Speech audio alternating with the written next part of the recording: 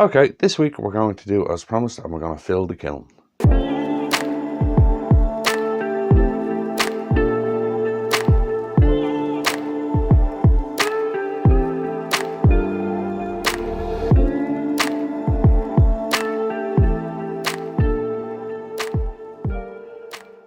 Right now, so as you can see, I have a few big ball blanks sitting on the lathe for processing. Right, right. What I'm going to do is, as I said, I'm going to keep a promise, and I'm going to fill the kiln on video, to show my way of doing it and what works and what has been successful for me over the years. Right. Right, I've a load, as I said, I've a load of big blanks sitting on the lathe here. It's a Spanish chestnut, a white oak, an ash, a cypress, and a yew. Right, now these on their own are not going to be enough to fill the kiln, right?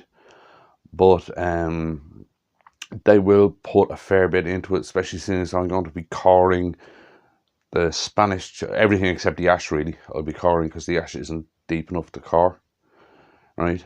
And then I'll go through loading the kiln, what I do, and what has been successful for me. Right then, the only piece of wood that I'm going to talk about during this processing part, right, is this piece of yew. Right, normally I don't make bowls out of yew. Right, I have to move that up. Right, normally I don't make bowls out of yew because it's toxic, right? But I happen to have gotten this really big, beautiful piece of yew, and I do have clients who are collectors of yew, right? And they know the story. It's not to be put in their food and stuff like that. That's where this bowl is going to end up, I would say, right? I probably will not put it on general sale, right? Because of the toxicity of it. And I'm just changing where I put the circle because I noticed something. I noticed that this hole here is falling right on where the rim would be. So I'm just going to move it up there so the rim can now be up here. Hopefully that's the way it dries, where it expands in a section where I don't have to take there out. If it does, it's just going to be a slightly smaller bowl. Right, then I'm going to use a mask when I'm cutting this because, as I said, yew is toxic as hell, right? And when I get to processing,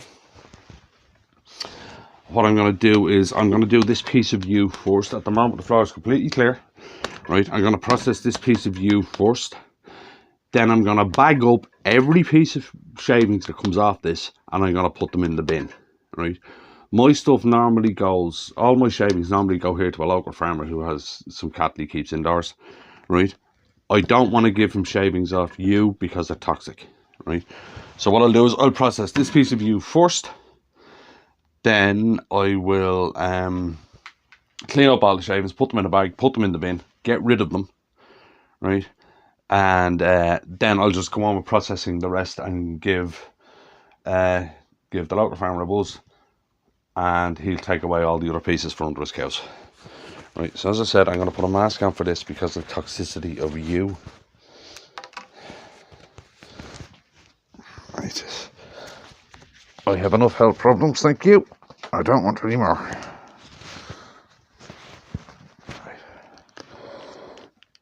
Now I'm just going to cut this out.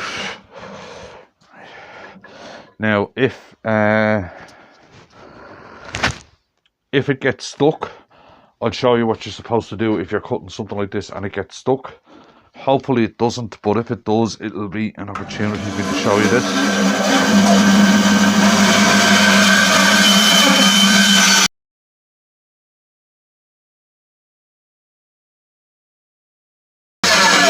Right, I'm just getting rid of that bit just to reduce weight, make it easier to handle.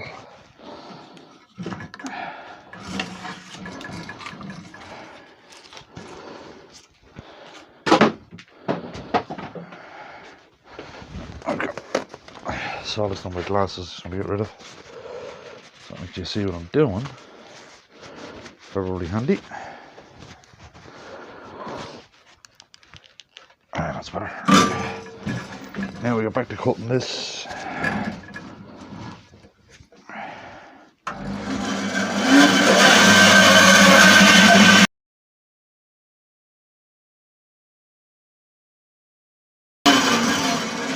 Right then, the reason the straw is struggling is to do with the base here. The base here is not completely flat, and what's happening is as I'm turning it on the table, the piece of wood is actually turning like that slightly, and it's pinching the blade. If you hear your saw starting to struggle like that, just go on a straight line, cut that piece off, and go in again. It helps with that unevenness at the bottom. Like if I look down on this, I can see there's a bump there, and it's slightly lower here on this side. So as I'm spinning it on the table, it's doing this, and that's what's causing the blade to pinch. Now, which one am I on? That one. Right. Going around to there, back around to the outside. So I'm on this line here. See if I just scribble the other one out.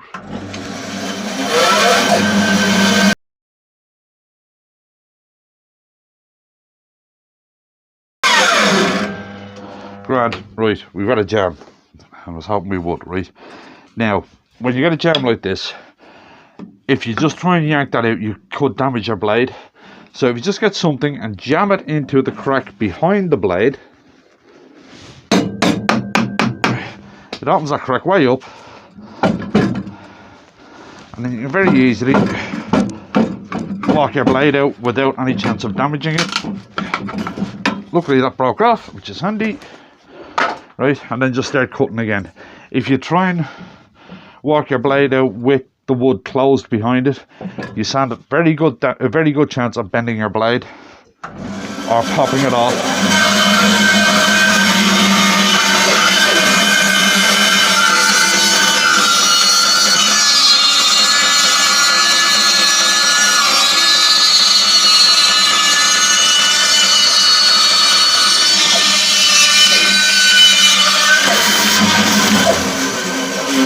Right, and there's that piece of yew, round and ready to go. Right then, as I said, I'm not going to show you the processing of all this stuff.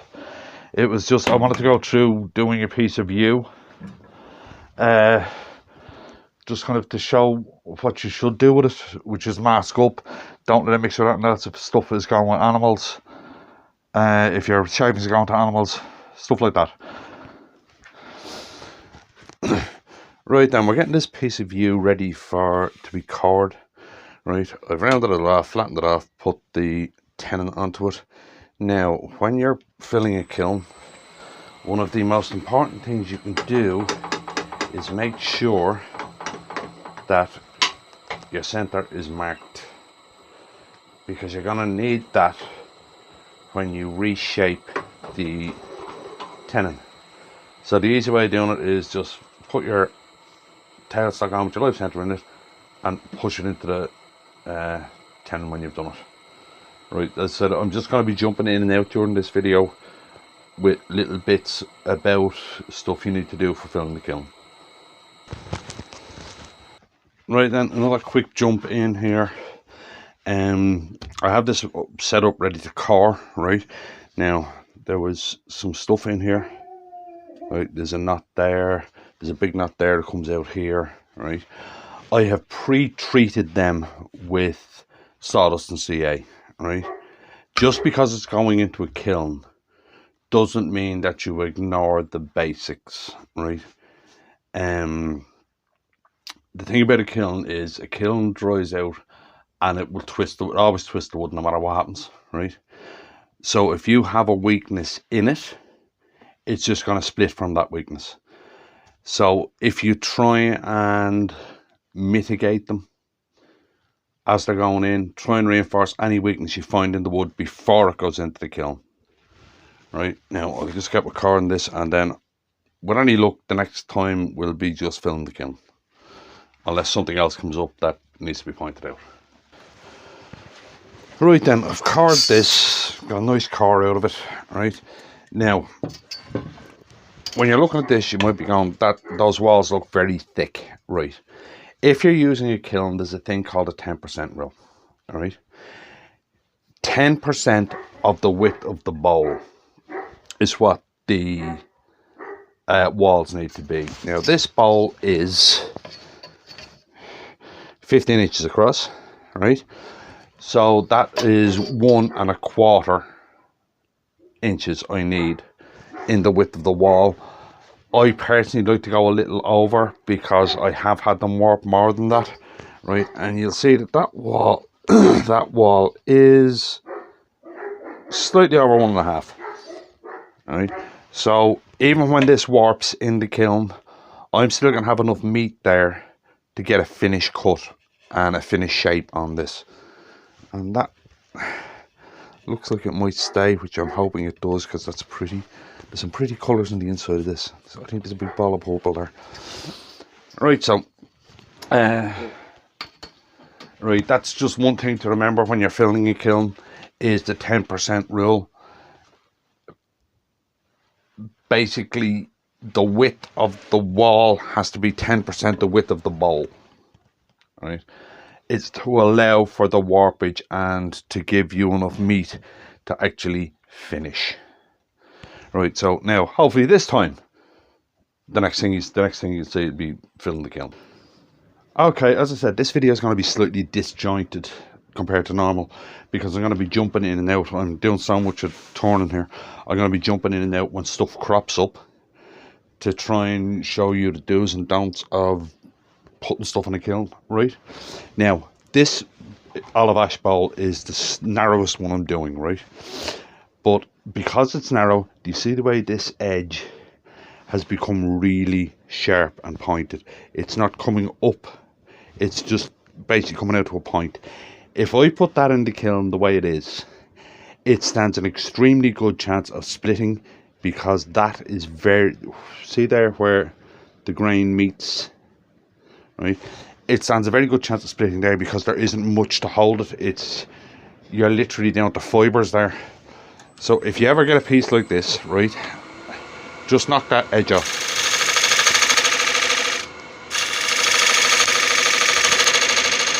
Right, give it a little bit of thickness on its edge, right? It's not going to make all that much difference in the finished piece, and it really helps with stopping it cracking if you don't leave a sharp point there. Right then, I'll get back on with this. Right then, you've done all your rough turning and you're just about to go out and fill your kiln. One thing you still to do. You've just turned a load of wet wood. Your lathe is going to need to be serviced. Either that or it's going to rust, it's going to start sticking and you're going to get annoyed with it, right? So after you fill your kiln, just strip your lathe down and service it, because there's going to be a lot of tannin on it, right? The beds are going to be wet, which means they're going to rust. I don't know if you can see it, but it's actually some starting to show up just there on the lathe, right? So before you finish, strip your lathe down and service it, right? It's basically, it's part of filling the kiln. You have to service your lathe afterwards. Okay then, sorry about this being in portrait mode. As anybody knows, I don't have much room back here. Right, so there's the kiln packed. I've packed it as much as is physically possible. I want to slow the air down in there, so the more I can put in there, the better it is. Down the bottom, you'll see what sometimes causes controversy. It's a tray of water. Right, when you're running a kiln, what you're trying to get rid of is sap. Right, so with the water, it's like a sauna, right? And it dries out the sap, but then replaces it with water. It lessens the chance of your wood cracking. Now, when you're doing a kiln, right, you're gonna get 10 to 20% loss. The same as if you're drying naturally, you're gonna get 10 to 20% loss, right? Like in that one, I'm expecting the olive ash bowl to crack, the big olive ash bowl to crack. The rest might be okay, right? Up the top I have all the pieces, all the offcuts of yew, just to fill up space. And there are certain woods that I never get rid of the offcuts from because I use them all the time. Like there's plenty in them for like pens and the giant snowman noses, that kind of stuff. So it's not just bowls you can put in a kiln, you can put any wood into a kiln, right? So now all that's left to do is close the door, put the two bungs in up here,